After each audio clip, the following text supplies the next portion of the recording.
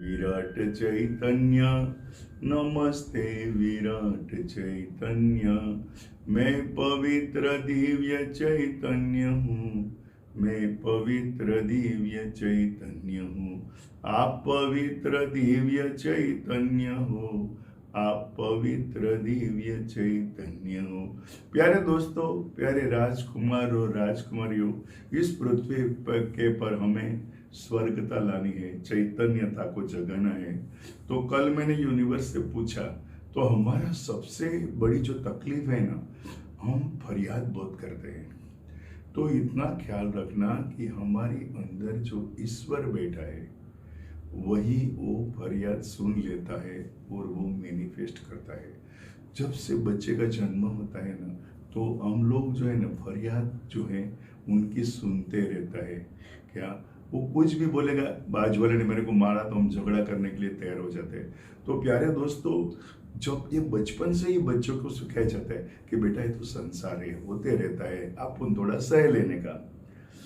आज हम जो भी है वह बीता हुआ कल का देखा हुआ, बोला हुआ, सुना हुआ, पढ़ा हुआ, सोचा हुआ उनका नतीजा है। मैं फरियाद की बात करता हूँ। इस पृथ्वी के पर करोड़ों लोग आए और आके चले गए, किसी को यह सवाल नहीं हुआ है मैं कौन हूँ, मैं क्या हूँ, मुझे इस पृथ्वी पर क्यों बुलाया गया है।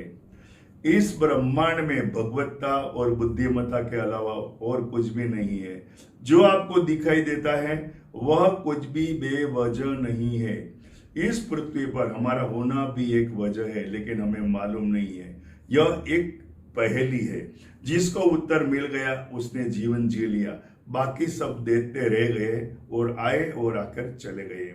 हमारे में ब्रह्मांड है, हम ब्रह्मांड में हैं। हमें हमारी गरिमा को बढ़ाना है। यदि हम ही अपने आप को गिरा देंगे तो हम दूसरे के गुलाम बन जाएंगे। दुनिया को आपको गुलाम बनाने में ज्यादा फायदा है। अब सोचने का वक्त आ गया है।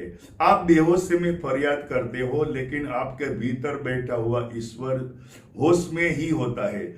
आप जो बोलोगे वो प्रकट करेगा ही। यह तो वही तो ब्रह्मांड की बुद्धिमत्ता है। बोलने में फरियाद हो जाती है, सामने सुनने वाली मूर्ति है या व्यक्ति है कोई जरूरी नहीं है। बोलने वाले के भीतर ईश्वर बैठा है, लिख कर देना कोई जरूरी नहीं है। ईश्वर के लिए सिर्फ और सिर्फ जो बोला हुआ शब्द है वो प्रकट करना जरूरी है। फरियाद एक ऐसा बीज है जो यूनिवर्स में बोया जाता है। जो जमीन में बोया जाता है उसकी घातकता सीमित होती है, लेकिन यूनिवर्स में बोया हुआ शब्द समाज के लिए घातक बन जाता है। वही फरियाद ब्रह्मांड में स्थायी हो जाती है, ज्यादा बार बोलने से प्रकट हो जाती है। हमारे में यूनिवर्स है और हम यूनिवर्स में है। तो प्यारे दोस्तों, ये फरियाद जो है, हर चीज रिबाउंस होती है, और फरियाद हमेशा जो होती है वो बेहोश में होती है। ये फरियाद करने वाला जो है वो जब अपने आप को आत्मा से विमुख करेगा वही फरियाद करेगा। जिसको हमारे भीतर बैठा हुआ जो आत्मा है वो देखता है, बोलता है, सुनता है, ये प्रकट करता है, वो यदि उसको मालूम हो जाएगा ना, तो वो कभी भी फरियाद नहीं करेगा। सोचो, समझो, अनुभव करो। नमस्ते विराट चैतन्य।